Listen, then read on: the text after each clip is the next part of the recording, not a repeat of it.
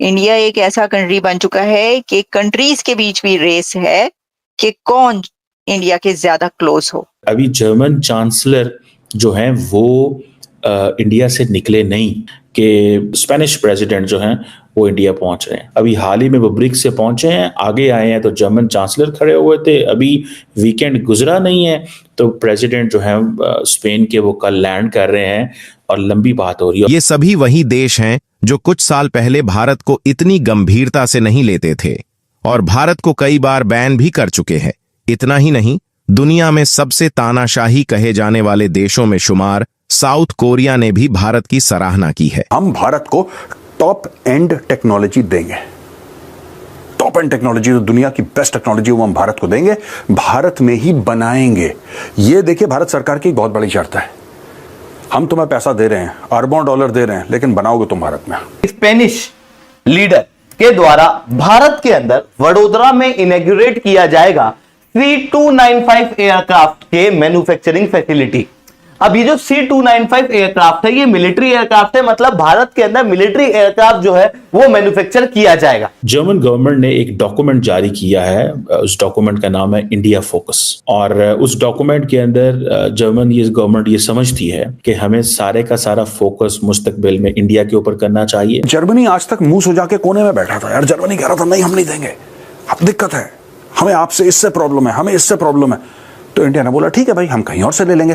अब जर्मनी को अचानक इस चीज का ध्यान आया है कि भाई साहब तो मर जाएंगे हम लोग, क्योंकि भारत के पास पैसे हैं खर्च करने के लिए, भारत मोटे पैसे खर्च कर रहा है, ठीक है, बाकी लोग मेला लूट के ले गए। लो जी, कल तक जो यूरोप हिंदुस्तान पर पाबंदियां लगाना चाहता था, आज देख लें कि कैसी उनकी हालत हो गई है कि वही यूरोप आज हिंदुस्तान के कदमों में गिर गया है, हिंदुस्तान से भीख मांग रहा है, हिंदुस्तान के आगे हाथ जोड़ रहा है कि मेरी मदद करो। जैसे जर्मन आया है, जर्मन कह रहा है जी कि आप मेरी मदद करो, जिससे हिंदुस्तान के वो उनको पाँव पकड़ने पड़ गए हैं। और जर्मन को देखते देखते स्पेन के प्राइम मिनिस्टर भी आ गए हैं और मोदी सरकार के आगे हाथ जोड़ रहे हैं कि यार आप हमारी मदद करो, ताकि हम भी ना कुछ हमारा भी कोई इकॉनमी में बेहतरी आ सके, क्योंकि हिंदुस्तान एक बहुत पावरफुल और बहुत अमीर देश है, ठीक है जी। तो इस वजह से यूरोप सारे को अब अपनी पड़ी हुई है कि ये हमारे साथ क्या हो रहा है। तो बाकी जो भी है ये सूरत तो है कि हिंदुस्तान ने उनको घुटने टेकने में मजबूर कर दिया है। बाकी हम पूरी देखेंगे वीडियो के बाद हम करेंगे बात। तो वीडियो अच्छी लगे तो शेयर कीजिएगा, चैनल को सब्सक्राइब कीजिएगा, वीडियो को लाइक कीजिएगा। तो चलो आओ वीडियो देखें। German stuff is amongst the best in the world. चाहे वो गाड़ी बनाए, कार बनाए जैसे मर्सिडीज है, ऑडी है, BMW है, राइट, चाहे वो स्पोर्ट्स अपैरल्स बनाए जैसे कि एडिडास है, चाहे ह्यूगो बॉस फैशन ब्रांड हो, या फिर हथियार बनाए। मैं आगे चल के आज हथियारों का ही वीडियो है दोस्तों। तो ये जो जर्मनी ने, इनके जर्मन एम्बेसडर हैं ये ओलफ शॉल्ट्स आए, तो he was the point man यहाँ पे, German ambassador to India Philipp Ackermann ने बोला है कि faster approvals for purchase. Bharat हमसे जो खरीदना चाहता है फास्टर अप्रूवल्स। उन्होंने ये भी बोला है कि प्राइवेट कंपनीज हमारी सबकी सब प्राइवेट कंपनीज हैं, जो भी डिफेंस में बनाती हैं, चाहे वो पनडुब्बियां बनाए चाहे कुछ भी बनाए, these are all private companies. और दुनिया भर में होता है छोड़ के भारत में भी अभी भी धीरे धीरे प्राइवेट कंपनियां आना शुरू हो गई हैं। पर हमारे यहां तो सरकारी करती थी सब कुछ पहले, इसलिए हर काम धीरे धीरे प्राइवेट कंपनीज तेजी से करती हैं, R&D पे पैसा लगाएंगी, सब कुछ करेंगी। That is why he said faster approvals for purchase. P75 एक प्रोजेक्ट है सबमरीन्स का दोस्तों। German manufacturers are keen to take part.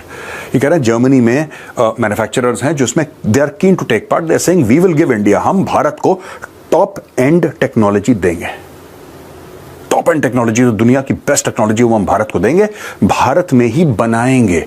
ये देखिए, भारत सरकार की बहुत बड़ी शर्त है, हम तुम्हें पैसा दे रहे हैं, अरबों डॉलर दे रहे हैं, लेकिन बनाओगे तुम भारत में, तुम बाहर नहीं बना सकते, तो इंडिया में बनाएंगे। ये सब बातें चल रही हैं, अब कॉन्ट्रैक्ट नहीं मिला है किसी को, अभी बातें चल रही हैं, बड़े एग्रेसिवली बातें चल रही हैं। लेकिन क्या है ये मैं आगे चल के आपको बताऊंगा। जैसा मैंने आपको बताया दोस्तों, 43,000 करोड़ रुपीस का एक कॉन्ट्रैक्ट है और TKMS है, थाइसन-क्रुप मरीन सिस्टम्स।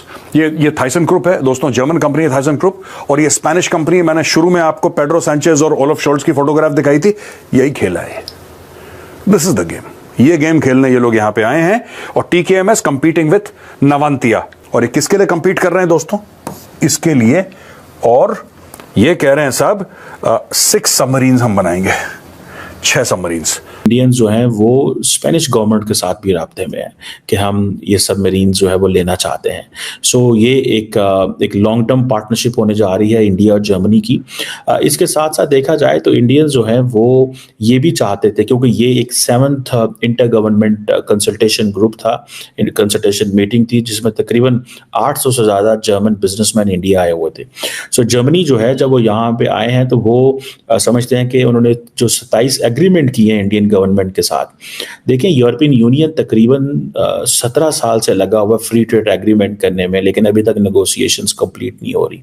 अब जर्मनी को यह है कि जर्मनी लॉन्ग टर्म पार्टनरशिप चाहता है, स्ट्रेटेजिक पार्टनरशिप, तकरीबन उसको 25 साल होने वाले हैं। लेकिन अगर मैं आपको ये बताऊं कि इस वक्त जिस चीज़ की ज़रूरत है जर्मनी को वो है इंडियन यूथ की।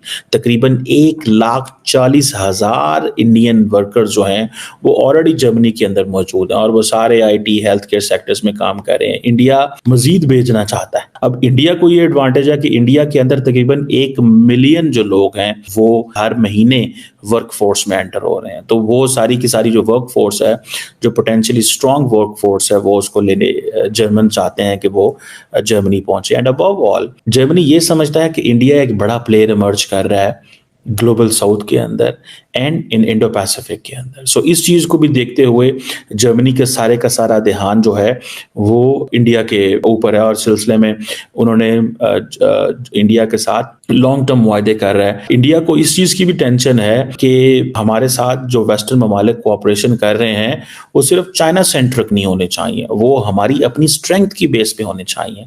सो ये चीज़ इंडियंस जो है वो बार बार वेस्टर्न ममालिक को कह रहे हैं कि आप चाइना को ज़रूर डिस्कस करें, लेकिन आप हमारे साथ जो कोऑपरेशन कर रहे हैं उसमें इस चीज़ को मद्देनजर रखें कि हमारे जो अपनी स्ट्रेंथ है उसको देखें। अब इंडिया और जर्मनी बेशक अब देखा जाए तो बड़ी इकोनॉमीज हैं, लेकिन इंडिया और जर्मनी दोनों चाहते हैं कि वो सिक्योरिटी काउंसिल के परमानेंट मेंबर्स बन जाए। अब फ्यूचर में जो चीज़ नज़र आ रही है और जिस चीज़ की तरफ ज़्यादा जो है वो देखा जाएगा वो जारी बात है स्किल्ड वर्कर, जो इंडियंस स्किल्ड वर्कर हैं उनकी तरफ देखा जाएगा, क्योंकि जर्मनी कहता है कि हमें वर्कफोर्स चाहिए लेकिन स्किल्ड वर्कफोर्स चाहिए। इकोनॉमिक पार्टनरशिप्स है, टेक्नोलॉजी के हवाले से रोड मैप्स जो हैं वो दोनों मुल्कों ने जो है वो साइन कर दिए हैं। मुझे ऐसे लग रहा है, जो मैं जिसे कहना कि there is a huge paradigm shift, एक पैराडाइम शिफ्ट है within Europe and within Germany. अब जर्मनी के जब चांसलर इंडिया आए तो आपको पता है नरेंद्र मोदी साहब की एक खासियत है कि जब वो ग्लोबल लीडर्स को मिलते हैं उनको हक करते हैं, लेकिन इस दफ़ा उन्होंने जर्मन चांसलर को हक ही नहीं किया। लो जी, वीडियो देखी है, वीडियो वाकई बड़ी अमेजिंग है। ये पता चला है ना कि हिंदुस्तान की पावर देख ली ना, अमेरिका जैसा देश, यूरोप जैसा देश जो अपने आप को बड़े पावरफुल समझते थे। मोदी सरकार की सियासत को समझना मुश्किल ही नहीं, नामुमकिन भी है। जो मोदी सरकार की पॉलिसियाँ है ना वो दुनिया सारी ने देखनी है। आज वही यूरोप जो अपने आप को बड़ा पावरफुल समझता था, आज वही यूरोप मोदी सरकार के घुटने टेकने पे मजबूर हो गया है। मोदी सरकार के आगे हाथ जोड़ के खड़ा है कि आप हमारी मदद करो, क्योंकि मोदी सरकार के पास पैसा है और पैसे को सलाम है। आज आज यही बात है ना कि देखें कि जैसे ही मोदी सरकार ब्रिक्स कॉन्फ्रेंस से फारग हुए हैं तो अपने मुल्क में आए हैं, तो साथ में ही जर्मन के प्राइम मिनिस्टर आ गए हैं। तो वो कह रहे थे कि हमारे साथ ये डिफेंस सिस्टम पे हमारे साथ कुछ करो, हमारे साथ डील करो। मगर मोदी सरकार ने जो भी डील करनी है ना, उन्होंने कहा जी हमारे मुल्क में ही ये सारा कुछ बनेगा, पैसा हम लगाएंगे ज़रूर मगर ये सारी चीज़ें हमारे मुल्क में ही बनेगी, ठीक है जी। और अगर मोदी सरकार उनको कुछ देंगे तो उनसे कुछ लेंगे भी। इसी तरह ही स्पेन का सदर भी भागा चला आया कि यार अगर इंडिया जर्मन की मदद कर सकता है तो हमारी क्यों ना मदद कर सके, क्योंकि वो चाहते हैं कि हर एक की इकानमी बेहतर हो। हर मुल्क चाहता है कि इंडिया के साथ तल्लुकात बना के, इंडिया से परचेज़ करके, इंपोर्ट एक्सपोर्ट करके, ट्रेड करके तो वो अपनी इकानमी को बेहतर बना सके।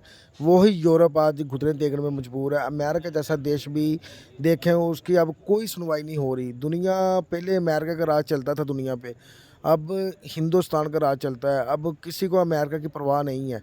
अब अमेरिका को इसी चीज़ का तो परेशानी बनी हुई कि यार मुझे छोड़ के हिंदुस्तान की तरफ दुनिया भाग गई है। मगर ये सारा मोदी सरकार को क्रेडिट जाता है कि जब से मोदी सरकार आए हैं उन्होंने दुनिया को नाको चने चबा दिए हैं। उन्होंने दुनिया को ऐसे सबक सिखाया कि अब दुनिया वही या तो मोदी सरकार के गुण गाती है या मोदी सरकार के कदमों में पड़ी होती है। बस दो ही चीज़ें होती हैं। अब वो यूरोप नहीं है, यूरोप की हालत इतनी नाजुक हो गई है कि अब वो मिन्नतें तरले कर रहे हैं हिंदुस्तान के। क्या